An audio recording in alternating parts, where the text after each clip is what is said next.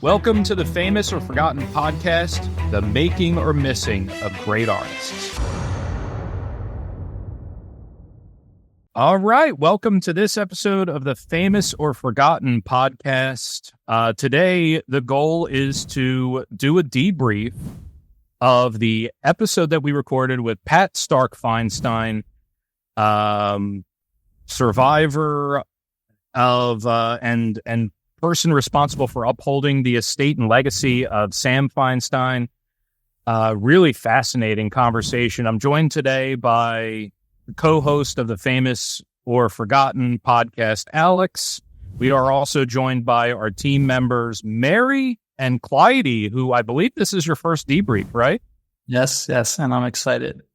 Awesome. Well, I'm glad that we were all able to, kind of re-go through this episode and hear Pat's perspective. So before we dive into our normal format here, what I wanted to do real quick was just kind of set the stage, because if you're listening to these in sequence, you obviously you listener just heard Pat's episode, and I think I'm probably conservative on this estimate, but about 75% of that episode was kind of on the spiritual side, Sam's perspective, all of these different ethereal things. I might be using the wrong word, but those kind of things.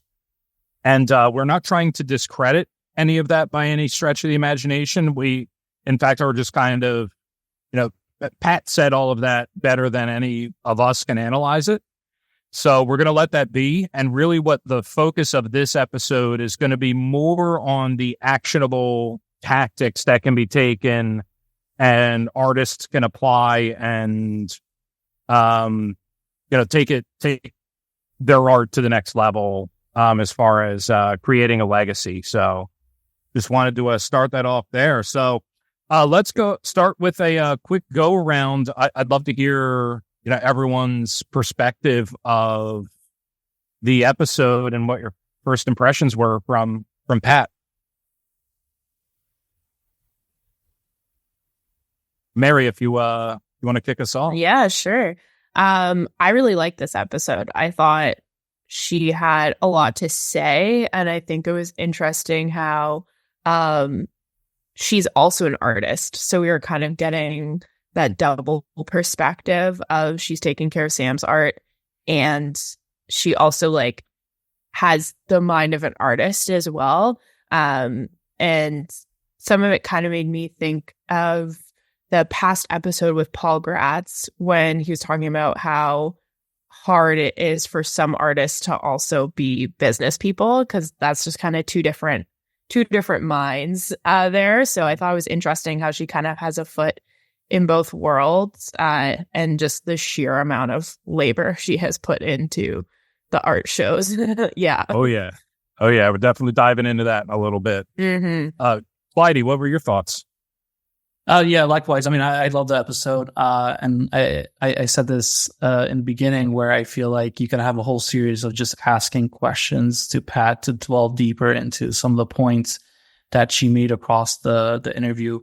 More importantly, I still see the passion and fire, which I think is important overall in the art world. And I think that's something that carries throughout with each painting. So, it's great to see the perspective of someone going through it, realizing that sometimes it's luck, location, being at the right place, right time. So all these things coming together to, get an artist known, if that's going to be the outcome. But yeah, it was really eye-opening and nice to kind of hear from someone that's in that process of what we're trying to find out. Absolutely. Alex, what was your takeaway? I mean, from the first discovery call that we had with Pat to the recording, absolute ton of insights. I think what was most interesting is it's almost like a common story where you have an artist that's doing their thing. They're passionate about what they do. Maybe they teach as well.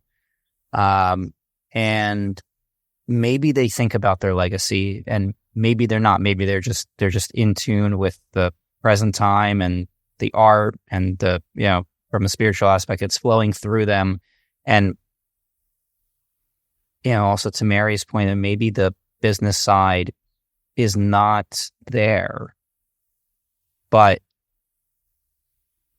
if they're spending so much time teaching their philosophies, their way of approaching art, even their methods to the people that are there in front of them at the moment, one would think that they would want to expand that to others, and they would want to kind of preserve what they've created, what they've envisioned or thought of, and that they would potentially do that in some way that can be kind of evergreen, kept.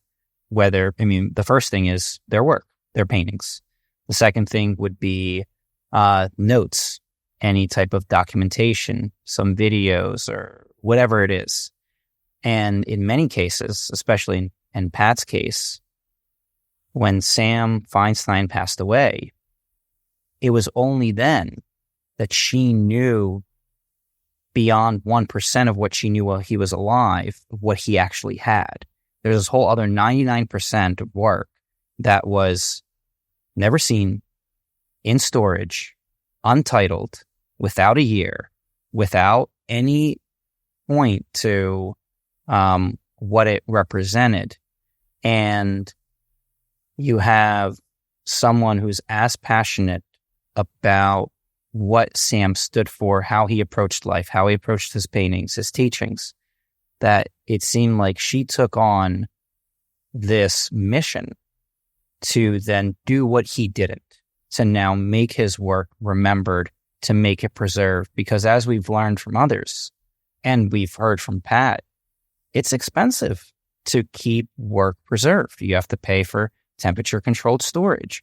You have to pay for shows, right? And it's all of those shows help fund preservation of the art, unless it's in the permanent collection of a museum, which much of his work is not.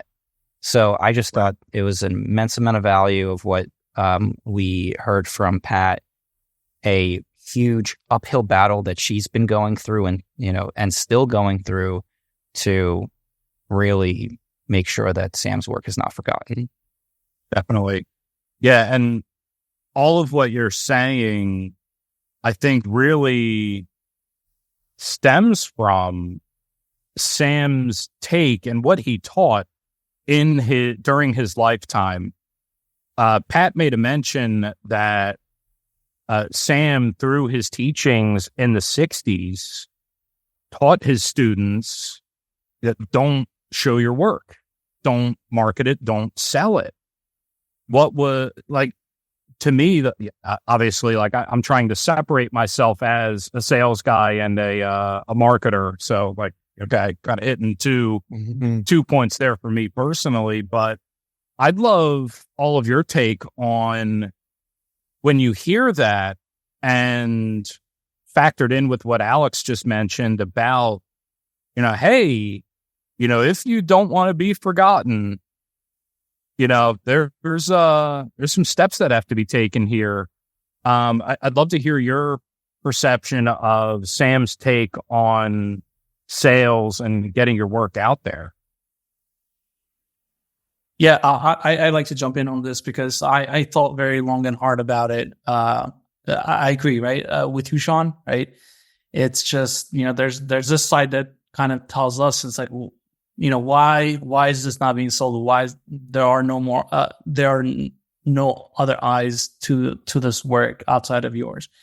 So, I mean, it's difficult for us to really understand, but I mean, I took it as like, I think Sam was at a point where that was like, art was just his expression, his intimate thoughts, his language, right? So like there was a lot of that being poured. Obviously, especially with abstract, right? Like, you you have to spend time to really understand what's happening. But to him, since he understood, at least it seems like he understood what was being put into that, he was fine with that just being his thoughts, essentially. So it's like, as we go along our life, we have our thoughts, but we don't want to really scream out our thoughts to everyone, right? We don't really want to let people into our intimate thoughts.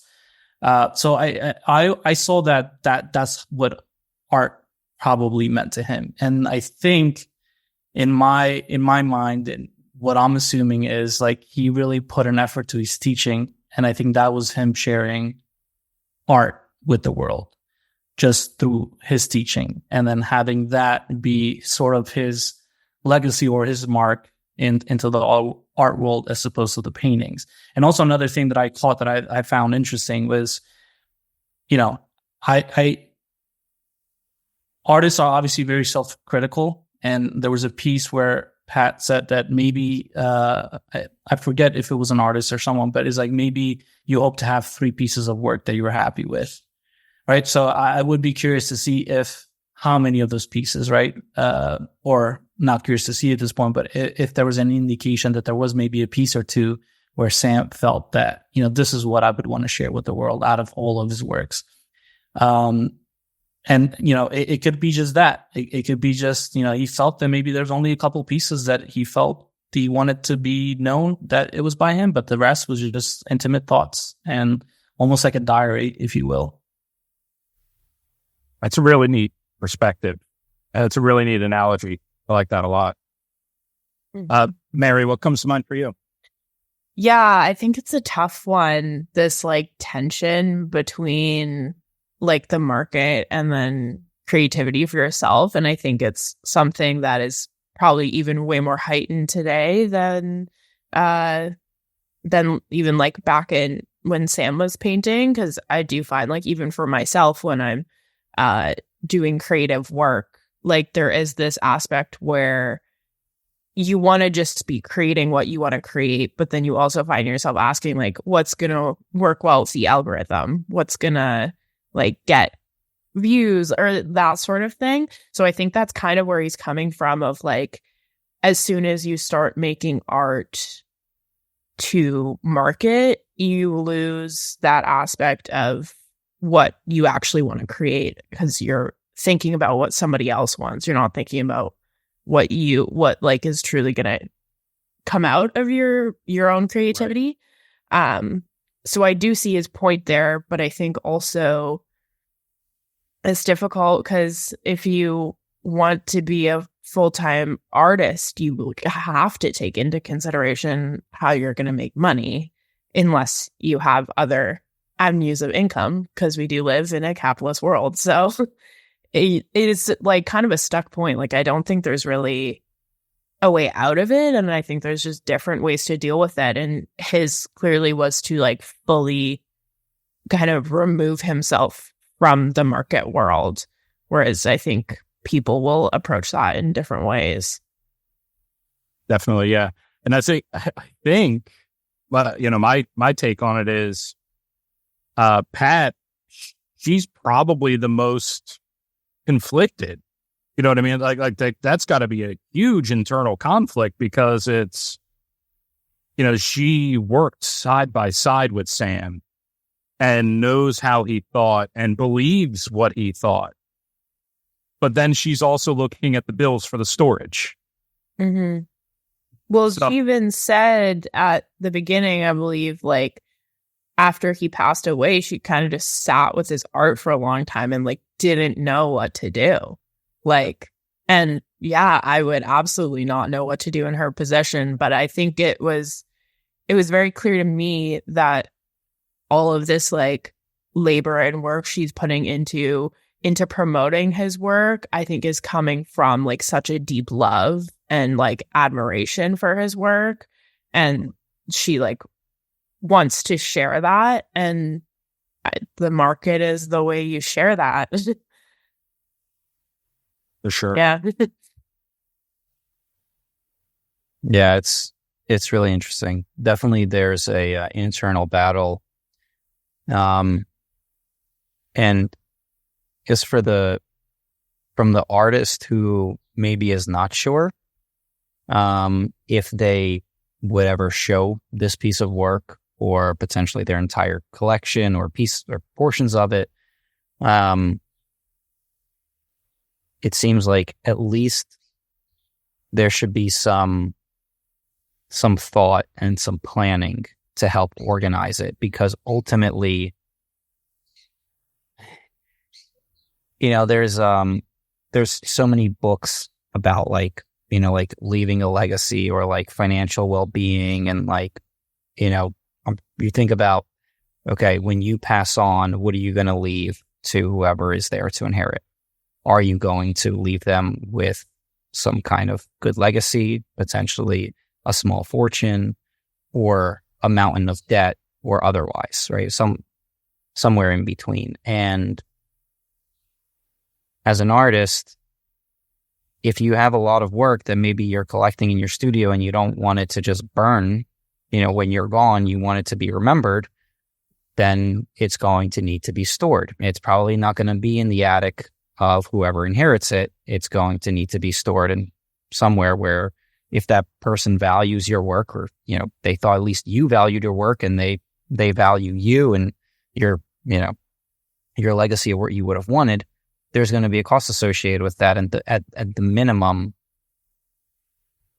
there should be some type of organization, dates, names, something, using the right paper potentially, right? So it requires less maintenance, like acid-free paper, using the right paints, potential. Like there's just some level of thought that comes into planning. And I think that, and this may sound just like completely one-sided, I think the creative aspect absolutely has to be there. But if you want any type of preservation, you have to plan ahead. You can't just, wake up and say like, all right, today I'm going to do this. I have this, whatever it is, I'm just going to go for it. And then when I'm done with it, I'll just put it off to the side and never to think about it again. Right. That's I want to follow up on this, because I think you're making great points, and I think that's kind of what it stands. I think that's kind of what's happening. Everything that you just listed, all that organizational thought and everything like that, I feel like that will interfere with an artist of what they're trying to do, right? And I feel like the moment that those, I don't know what to call them, but those thoughts get in, I think they'll effectively start to filter and disrupt what an artist is trying to do. But to your point, right? There are those artists that think about it, and I feel like the artists, and maybe that's sort of the sentiment that I'm getting of what maybe was going on in Sam's thought, is he didn't want what he was experiencing while he was creating art. He didn't want any of that, right? If he had an inspiration in front of him, he had the colors that he wanted. He didn't want the thought of, is this going to survive like 30 years from now? Should I use a different thing? Because then it would take away from that inspiration that he's getting, right? Yeah, so, 100%. Yeah, it's almost like with Sam, and I could be wrong, but it almost is like the art itself was secondary to the expression. You know what I mean? Because I don't think Pat mentioned it on this call, or I'm sorry, on the recording, but she mentioned, I know for sure, on our intro call with her where we got to know her a little bit, she mentioned how she has pieces that she's nervous to touch. She thinks they're going to like just crumble if she touches them. So, I think that lends itself to, so kind of maybe takeaway one is, if you're an artist, you kind of got to make the decision and apply it to your work. Not that it has to be forefront in your work, but you at least have to be thinking, hey, do I care more about the legacy side of it, or do I care about the expression in the moment, and I don't really care what happens? Like I care more about what color dumpster everything's going to go into when I'm gone. I think Pat actually, there was a moment there where she talked about it, and I think actually that kind of describes it perfectly of what we're talking about here. In other words, do you manufacture art? Right. So I feel like, Alex, everything that you were saying in terms of like what kind of material should I use, like how can this be stored, that goes into manufacturing, right? That's a whole or do I create art? And I think those are probably the two separations of what's happening there. And I tend to agree. I feel like if you're thinking about all of that stuff, you're becoming sort of like a factory or like a business, or like, you're going into manufacturing. Like how can I best create something that people will like and it will stand through time, and I can store it and cost effective and all that stuff. That's all manufacturing, as opposed to then just the medium and the artist. I can see that. I just think that there's, if you step out of it, there's a very easy decision that you can make when you're not in the creative process. And that decision could be, all right, I'm going to set myself up to have the right materials. And after I'm out of the creative process, and this could be part of the final thought of a creative process, you look back at the painting and you say, like, what am I going to title this? Right? Like any book or poem or anything that's written, it could have been free flowing and thought. But even if you're just going to hand it to someone just as like a love poem, it's going to have a title, right? Or it's going to have some kind of like inscription. I mean, they take the time to sign it. So adding that one little piece will then, if you choose later on that you want it preserved, you're set up to have it preserved. Yeah, and Pat pointed this out, and I think that's probably what helped her with the dilemma that she was presented with, right? It's like, do I show this to the world? Like when he clearly didn't want it to, but then noticed some of his work did have dates and signatures, which I think was sort of like that was a pivotal moment for her. Yeah. Yeah. And, I'd be curious to see like if there is any difference between those versus the ones that are not signed or untitled. So I feel that was interesting, and I feel like that's probably will help Pat. And far out different tangent thought, but if you don't take any precautions during the time that you're planning it, I guess like an at the end catch all these days could be you digitize everything and turn it into an NFT. All right, then you can burn it all and it'll be more valuable and definitely a one of one.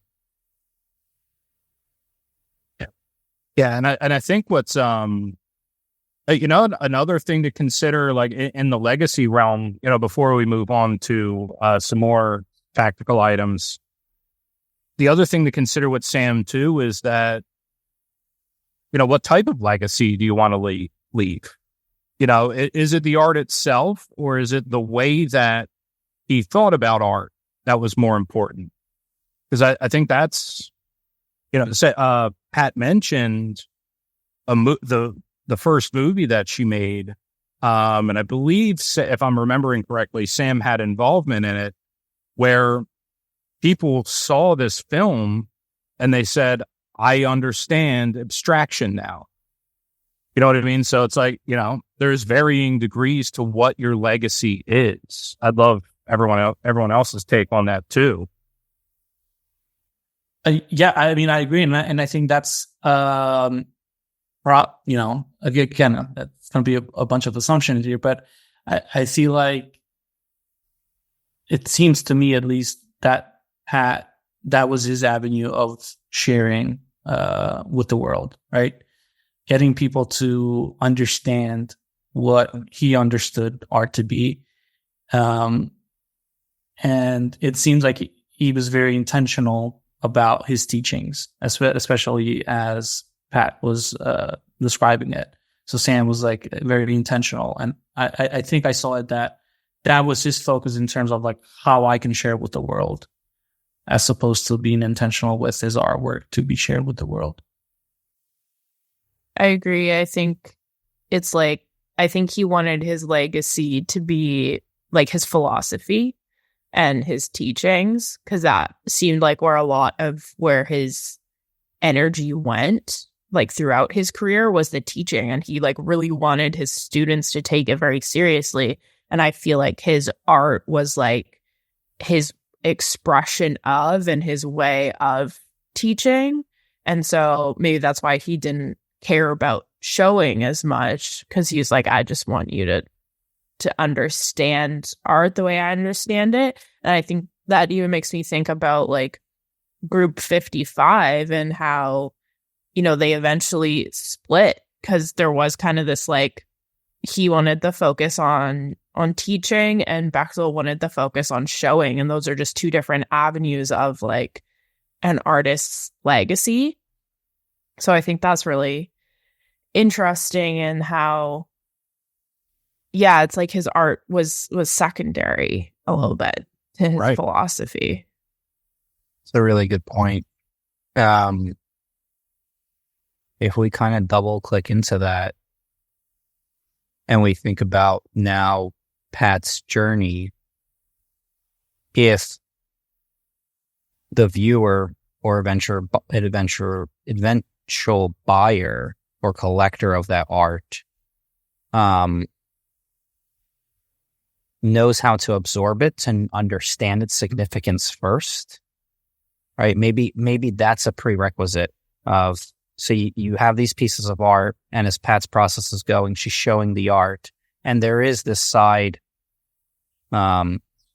initiative that she has of creating the movie about Sam that will go into how he approached art, his philosophy, his teachings. But maybe that should be at the forefront. Maybe that's the first thing, is first promote. And I guess this happens a lot, is you promote the artist. What do they stand for?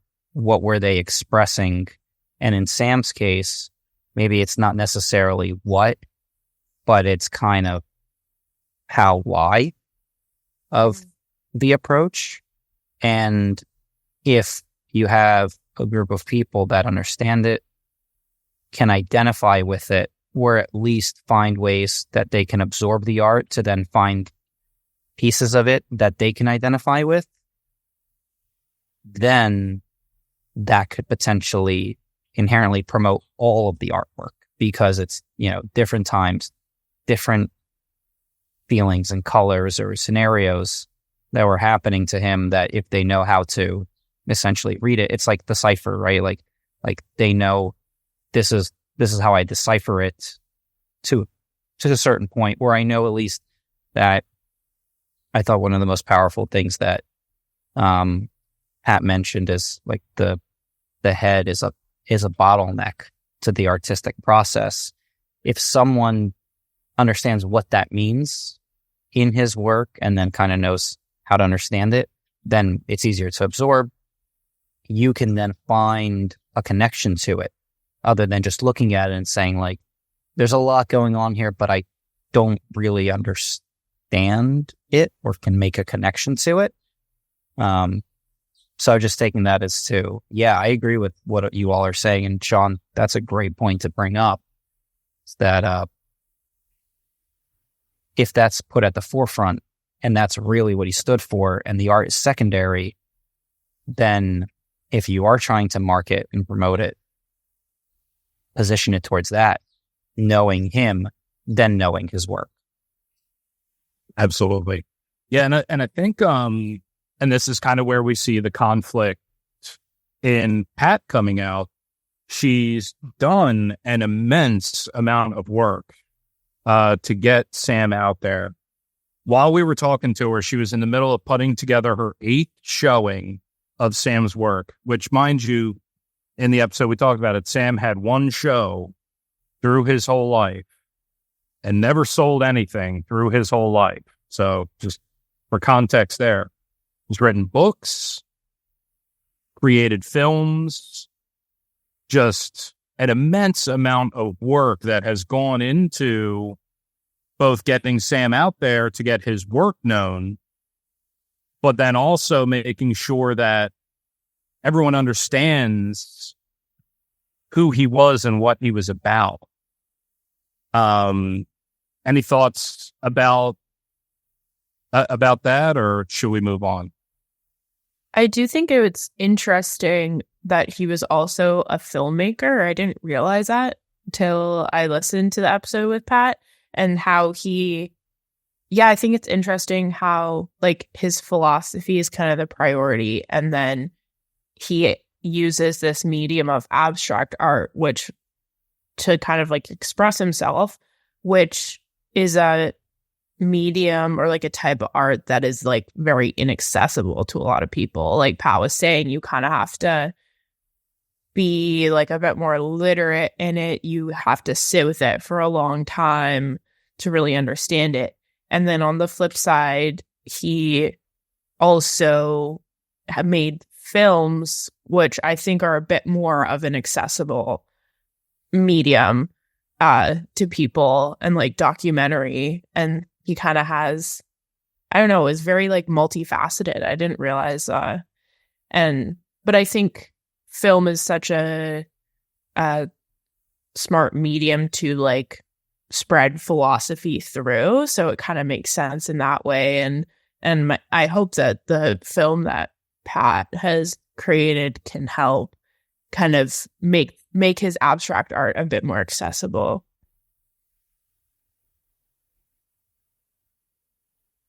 Absolutely. So I think there's an important part of this conversation that was had with Pat about luck as a concept. So she obviously has something in her that wants to get this work out there in the hands of other people, sell it, just don't let the legacy fade out. But she's doing all this work to make that happen. And it seems like, it's kind of not happening in the way that she expects. But then she bumps into someone while she happens to be in New York one day. And that leads to a connection that gets a show, that gets a dealer, that gets sales. So, no, like I think it's warranted to have a conversation around luck. What's your all's take on that? What's the saying that luck is the result of was it preparation and yeah, what is it? I don't know the exact quote, but I know what you're talking about. Yeah, it's like the result of I don't know, preparation and ambition or something along those lines. Luck is when preparation meets opportunity. There you go. Okay. All right. So preparation, Pat is definitely prepared to have a conversation about Sam's work, and she is super passionate. She can sell that work, no problem, or sell at least the significance of the work and what he stood for. The opportunity, right? Like, how many hits are you going to get, or chances to hit if you're not in New York? And it's so fascinating that she goes to New York. She's usually not in New York, and boom, you have the opportunity. And call it luck, but it's, if she was there, if Sam was there, if Bechtel were there instead of Philadelphia, I think like that's been kind of like the thought of this whole series is why New York? Why not Philadelphia? And also we spoke to someone that wasn't part of the series, but like why not San Francisco?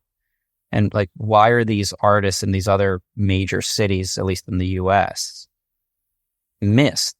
Because, but then in New York, it's consistent. And it's just because you're bound to bump into someone when trying to get a cab that's also in the art market that can probably help you in New York. And that's by sheer accident. If you're actually going to the shows and part of the community, you're going to know the whole ecosystem and know which threads to pull.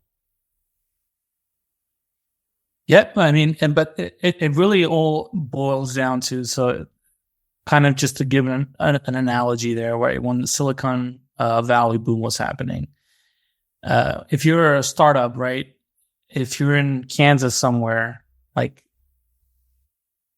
would you get lucky, right, to like get funding for your startup or not? Like, you have to be where people for that specific industry are located. And I think that's what's happening in New York. I mean, that's just, it's like the Silicon Valley of the art world, I guess. Now, it's obviously, and I think, now it's changed because of just the internet and social media and everything like that. So like you can maybe stumble again into someone's algorithm that is in that world. And, if you have a significant impact, then that could be like same thing as bumping into someone in New York. Right. So it's changed a bit, right. At this point, but back then, it makes sense, where at least it's making sense to me now that it's like, if you were an artist and you were in New York, you just had a greater chance of being exposed to someone that could do something about it. Do you think that's not as relevant today? No, just I think like artists now, especially the ones that want to get their work out, like they have their mediums, their ways of getting eyeballs to it, as people back then did not, right? Yeah, I mean, of course, it's probably more different, right? If you are in New York and you are going to shows and you are meeting, like you are hanging around the right crowds, you probably will be more likely. But I think on the same note, you still have some sort of ability to be able to make an impact, even if not just because of social media and how things are shared now.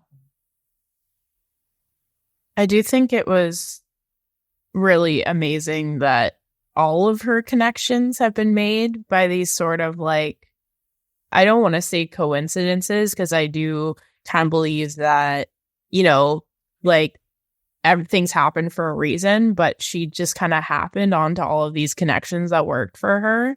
And I think that I remember her talking to you about kind of, she's been putting so much work in, and there's those days where you don't feel like doing it anymore, or you're like tired. And she was like, well, you just got to keep stepping up to the plate. And I think that's kind of how I see it, is like, I do kind of believe like, if you're putting in the work, you're putting in the energy, you keep stepping up to the plate, the universe is going to give you a break. It's going to align something at some point. And to think that they gave her all these connections, like they aligned for her, I think is kind of a testament to all of her work. And then also kind of like I don't know, I feel like a sign for her that she's making the right choice in this path in a way. Yeah. Yeah, I totally agree too. That's what came to mind to me while we were recording was, and you just keep stepping up to the plate. You just keep swinging at it, and stuff just starts to happen, and it's kind of cool. Mm-hmm. Yeah, I mean, Pat says that, she's not a marketer, not a salesperson, and rejects those approaches and just ways of life. But the motivation, ambition and perseverance, those are certainly traits of someone who was, filling that role. Yeah, I was going to say, like an entrepreneur, which an entrepreneur can be all, right? Can be the marketeer, the salesperson.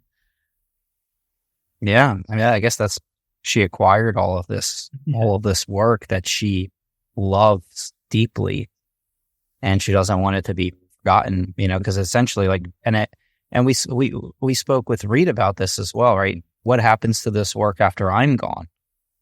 Is there going to be someone who cares about it enough, just like me?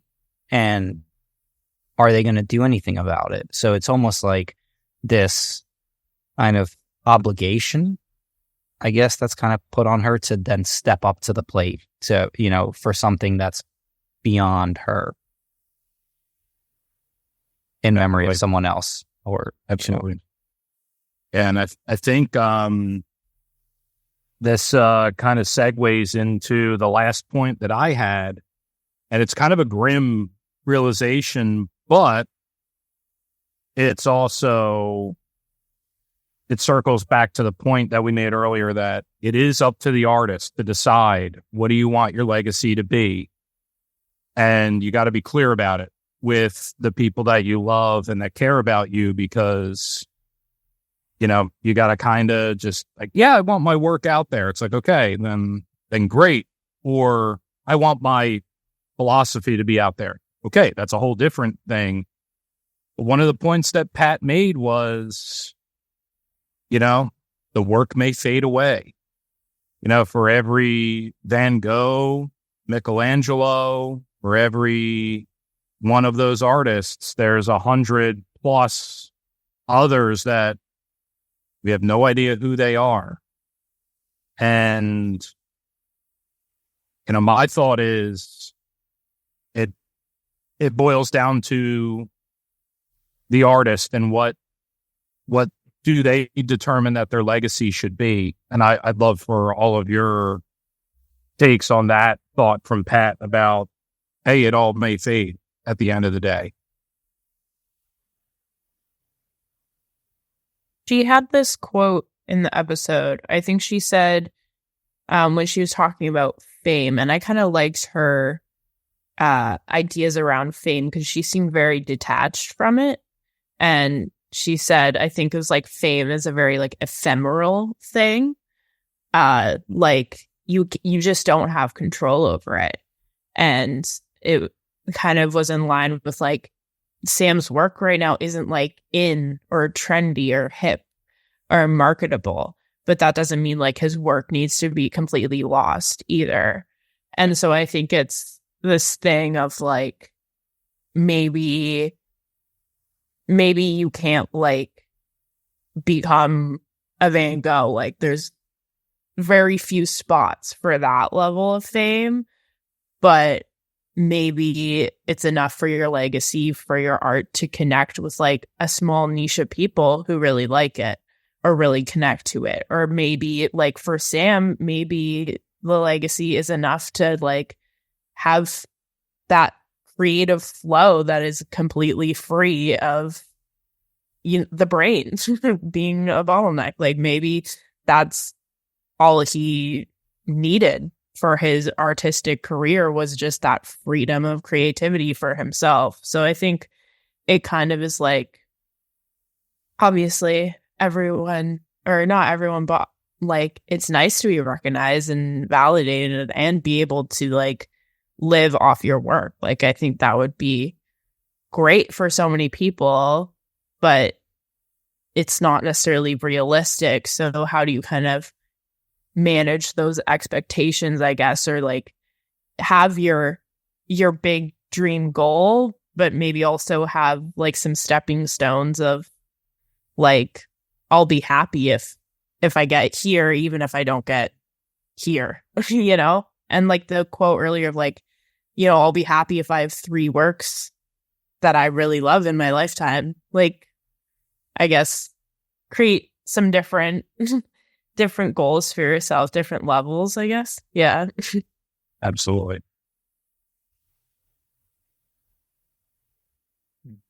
Yeah, I mean, from my perspective, like it's tough, right? You have to like really be in an artist's mind, and I think that's a progressing journey, right? I don't think they'll feel the same throughout their journey, right? They start off in one place, and then I believe it evolves. But you know, I can't help but kind of go back to like, you know, like.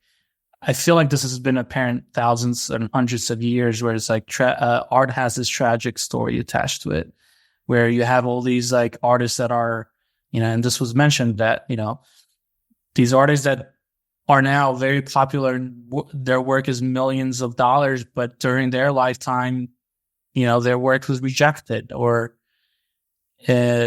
you know, it's just a tragedy behind art. And then I don't know if maybe, and this is kind of getting to the metaphysical of it, but maybe there's this metaphysical aspect to the artwork, and the artwork will reveal itself when it's ready, right? Like maybe something lingers into that artwork that, hey, I will be stored away in a barn for years until I get one pairs of eyes on me and I leave an impact, and then that's when I'll decide to be shown the world. Like, obviously that's just metaphysical, but it's just another way of looking into it, especially when artists such as Sam talk about that metaphysical aspect of it. I really like that because we've been talking so much of like steps you can take for your legacy, like how to prepare for that. Also, maybe your legacy isn't meant to be within your lifetime. Maybe it's meant to be a century from now, and you're not going to experience it in this realm, but maybe your art's going to experience it later. So you never know. So going through a couple of examples, let's in the episode, I think Paul mentioned in the episode the book Boom, of how certain, especially in contemporary art, how the boom happened, how New York kind of got on the scene. The artists that led and are remembered from that movement were ones that made it during their lifetime. They're the ones that are valued the highest, essentially, from that time. And I think to this point of kind of like a second life or a resurgence or becoming, the art basically presenting itself when people or society or whatever is ready for it, is in large part not a narrative that the artist is a part of. And if in their work, it's something that they're creating that is an expression or something that they're experiencing and they want to portray, either maybe just for themselves or maybe potentially for others in the future, if they're thinking along those lines, they're still in control of that narrative. If, as an artist, you don't take steps during your life to at least make it known what you stood for, whether through teaching, documentation, video, or right in the expression of whatever your medium is, then it basically becomes, if it's lucky enough, right, you're out of the picture now. But if your art is lucky enough, or the people who've inherited your art are lucky enough, that some marketer with an eye for this is now in comes across a barn and sees this work that they can make, that buys the estate and they can put on the scene. Now your art may have made it, but you're removed, and potentially what you stood for and the story behind your art is no longer yours to tell or to control or to have any effect on. So that's another decision. If you're just, kind of taking things day by day and that's your view on life and that works, then that's great. And maybe that's part of life and how organically things go. And maybe that works. But if you think that there's a story and a reason for your work that needs to be attached to it, then you need to proactively take steps to make sure that there's an association there that can be, that can travel along with that piece. Mm-hmm. Yeah, I've heard this sentiment before of kind of like, as an artist, once you release your art to the world, it's no longer yours because it's just going to be interpreted in so many different ways by so many different people. And so having that, it can mean everything it means to you, but having this detachment from it of like people's reactions and the meaning within it, and just you kind of have to make peace that it's going to mean what it means to you and not necessarily to other people, is kind of part of it. And I think that, really translates into kind of like, yeah, definitely paintings or art that makes it after the artist has passed away, because then they're not even there to be like, actually, this is what I meant. Like, it's just going to be interpreted however people like. But yeah, having, I guess, if you really want to make that intention, or like Sam, like want that philosophy to be very clear, to have something that carries on with the art as like, this was my meaning as an artist. Yeah. All right. Anyone else have any other points before we wrap things up? No, I feel like we could go another hour if we start. We definitely, yeah. Good. Yeah. And maybe we'll drop some more things that we learn into other debriefs. I'm sure. I mean, there's so much value in what Pam presented, that like certain things pop up that you didn't think about in the moment, that as you're, looking at something else, will be like, oh, that's what Pat meant by that. Or now I better understand. Yeah, absolutely. All right. Well, then with that, we'll go ahead and wrap this bad boy up, and be looking forward to seeing what all of you think as you're listening to this. Feel free to interact with us. Links to our social media are in the show notes, wherever you happen to be catching this at. We look forward to continuing the conversation, and I think this is going to be the end of the first season, right, Alex? Yes. Okay. So we look forward. We do have some plans for where we're going with this show, so we look forward to seeing you when we come back, and look forward to keeping the conversation going. Till next time, thank you, Mary, thank you, Clyde, and thank you, Alex, and we'll see you all next time. Thank you for tuning in to this episode of the Famous or Forgotten podcast. We hope you found it insightful, educational, entertaining, and everything else that goes into a great podcast. We are always looking for folks to provide insights into this conversation around artists and what makes them succeed or not. If you feel like you have some insights to provide to this show, feel free to check the podcast notes below, or if you're watching on YouTube, in the show description. Our contact information is there. You can get in touch, and we'd love to start the conversation with you and allow you to provide any kind of insights that you think might be helpful. Stay tuned, and we'll see you on the next episode.